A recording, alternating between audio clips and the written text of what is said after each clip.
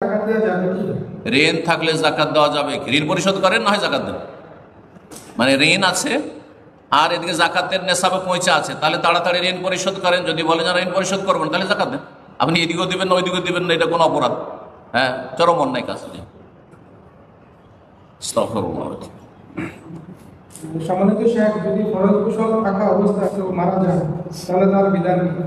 ফরজ গোসল থাকা অবস্থায় কেউ যদি মারা যায় তার বিধান কি? কোনো গুনাহ না, সে তো আর জানে না, ইচ্ছা করে তো মরেনি যে আমি ফরজ গোসল নিয়ে আমি মরে যাব, তাই না? হানজালা রাদিয়াল্লাহু তাআলা আনহু গাসিলুল মালায়েকা, গতকালকে বিয়ে হয়েছে আর তারপরে সন্ধ্যাবেলা ঘোষণা হয়েছে যে কালকে সকালে ওহদের যুদ্ধে যেতে হবে।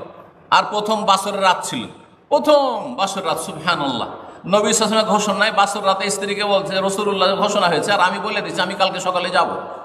আর ফরজ গোসল হয়েছে, ঘোষণা গোসল করার সময় পাননি, তাড়াতাড়ি চলে গেছেন, ওই নাপাক অবস্থায় চলে গেছে, ওই অবস্থায় শহীদ হয়ে গেছেন। ফেরেশতারা তাকে গোসল দিয়েছেন। সব যে মৃতদেহগুলো যেগুলো শহাদাদের মৃতদেহ সবগুলিতে রক্ত মাখা আছে, কিন্তু এই হানজালা রাদিয়াল্লাহু তাআলার শরীর থেকে টপ টপ করে ঝরঝর করে পানি ঝরছে। অবাক সাহাবা, এখানে পানি কেন ঝরছে? তো রাসূলুল্লাহ সাল্লাল্লাহু আলাইহি ওয়াসাল্লাম কাছে এসে বললেন, সাহাবী, ইয়া রাসূলুল্লাহ, একজন হানজালা, ওর শরীর থেকে পানি ফোঁটা ফোঁটা পানি পড়ছে, বুঝতেই পারলাম না, এই তো বৃষ্টিও হয়নি, কেউ কি ব্যাপার স্যাপার?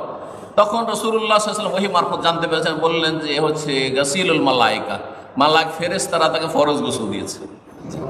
তো ওই যে মাইয়াতের যে গোসলটা দিলেন সেটা তার ফরজ গোসল আদায় হয়ে যায়, তার গোসল আদায় হয়ে যায়। তার স্ত্রী তো জানছে, আলাদা দুটো গোসল হইতে হবে জরুরি না, সেই মাইয়াতের গোসলটাই।